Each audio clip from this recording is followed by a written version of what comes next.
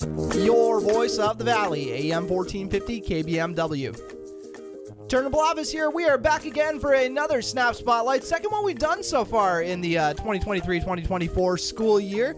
And joining me this time around, we got to get a Breckenridge representative here. We got a Breckenridge native, also their athletic trainer, Janey LeNoue. I didn't accidentally say Janey Bolson, so I'm going to pat myself on the back for that one. How's it going today, Janey? Good. Yeah, it's got to be fun to be back in the hometown working, after a few years away, and now you get to be working on the Cowboys and Cowgirls. Yeah, it's good to be back. Mm-hmm. What was that experience like, kind of coming full circle? When the job opened up, I'm sure you're pretty excited. I wasn't expecting to necessarily take it right away. Coming back to the hometown, I just wasn't quite sure, but with everything else going on, settling down and whatnot, it was kind of just the right choice to do. Mm-hmm. And tell me a little bit about where the places you worked beforehand. I was originally at Sanford for a little while. I worked at OSPTI in Breckenridge for a couple years. Mm-hmm. From there, I went to Duluth and worked with Lake Superior College and in the clinic setting. And then I came back when COVID hit and started at Concordia College along with Fargo-Moorhead Red Hawks baseball team. Oh, that had to have been exciting. It was very busy. Yeah, I bet. Very busy. Tell me a little bit about, kind of the differences since you've worked with, top to bottom, you've worked with professional athletes, you've worked with college athletes and high school athletes. Like, how does that kind of differ? High school, you deal with, well, I shouldn't say deal with, but you communicate more with parents versus college, and the professionals, you're just talking with the athlete, they're the adults, and so you discuss their injuries with them, but with high school, you involve parents more, so that's probably the biggest difference. Gotcha. What would you say is kind of the biggest difference, professional athletes to the college ones? I don't know if you get the egos on the professional athletes or, There's egos everywhere, unfortunately.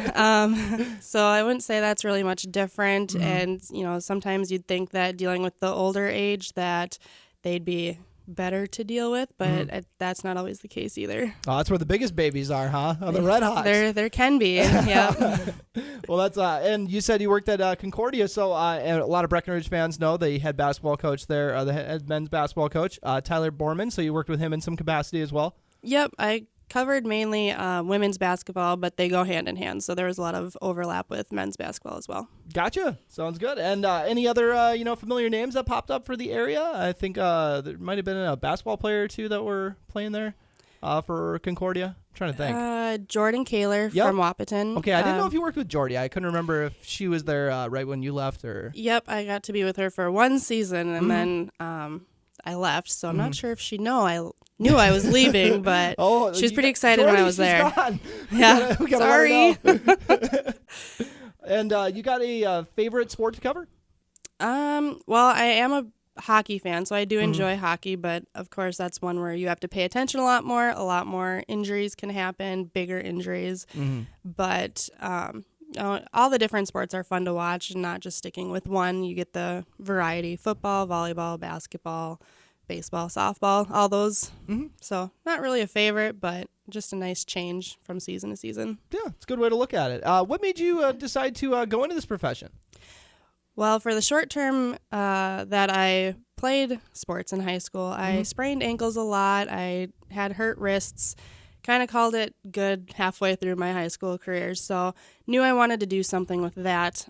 Physical therapy was kind of my one thing I wanted to do, but with the age range, I wanted to work with the younger generation more than the older. So once I went to MSUM in Moorhead, I found out they had an athletic training program, and so I gave it a go, and here I am. There you go. And a little bit, it seems like it's always, the injuries always lead to this profession whenever I talk to people who go into PT.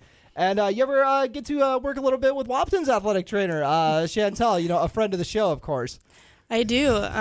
Actually, we kind of worked together when I worked at OSPTI because we did some training stuff over at the Wahpeton High School and then tried to do some Sanford PRN coverage. But as far as coming back, we kind of collaborate a little bit more on schedules because there's a lot more co-op sports now than there was when I was in high school.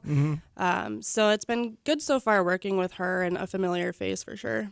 Yeah, I'm sorry you have to work with her. But and a little bit about some of your favorite memories going in this line of work. You know, it's a little weird to maybe talking about favorite injury to work on or something like that. But just maybe some favorite experiences that you might have witnessed firsthand and stuff like that.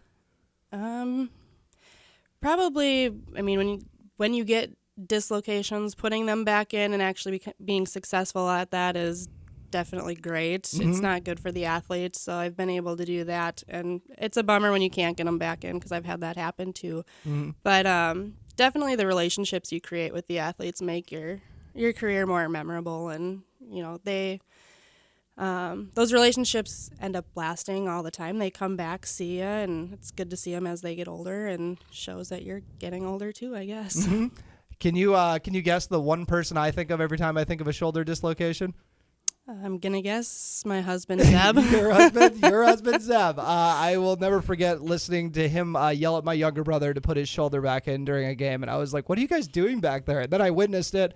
And the look of terror in my brother's eyes after he had to do it, he was like, I'm never doing that again, just so you know. So, speaking of Zeb, little Zebby or little Janey on the way. What's that excitement like? It's been kind of a slower experience. I was really sick in the beginning. Mm-hmm. We're kind of getting to that point. I'm coming up on 25 weeks, so things are starting to get a little bit more real, but I mean, it's still kind of once in a while you're just like, is this really happening? Yeah, you guys aren't finding out the gender. We aren't. We're going to be surprised. What are you hoping for? I don't have a preference. Yeah, I said I didn't have a preference. Everyone knew I was secretly hoping for a boy, but I think Zeb is too. But I don't know. It could either one. Boy could be good for certain reasons, and a girl could be good for certain reasons. So, very happy for you guys. And end of December, you said? Yep, December 28th. So right. I'll miss basketball season, but well, I think that you're going to be having your hands full for sure. So, anything else you'd like to add? No, I don't think so. All right. I'm good. All right. Appreciate you coming on. Janey LeNoue, athletic trainer at Breckenridge. Make sure to say hi to her when you run into her at any of the Breckenridge sporting events coming up. And now for a quick look at our Snap schedule reminder that we wrap up all these shows with. Start off with today, we got NDSCS volleyball versus Dakota County Technical College at 5 p.m. And then the NDSCS volleyball team takes on Concordia College's JV at 8 p.m. right after that. Both of those are at home. BW Girls Swimming is at Fargo North for a 5:30 p.m. meet. Breckenridge football is at home against Stables Motley for a 7 p.m. game, and Wapton football also at home against Fargo North at 7 p.m.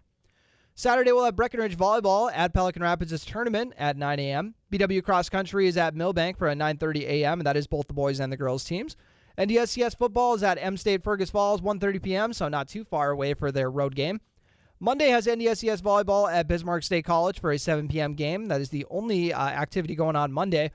Tuesday is another busy one. Wapton Golf is at Rose Creek Golf Course for a 9 a.m. meet. Wapton Boys Tennis is at Grand Forks Red River for a 4 p.m. Battle.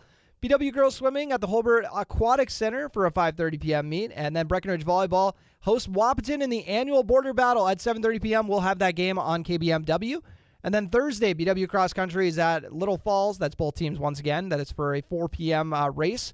Wapton Boys Tennis versus Grand Forks Central at 4 p.m. And then Breckenridge Volleyball heads to Pelican Rapids once again, this time just for a match with Pelican Rapids' squad at 7:30 p.m.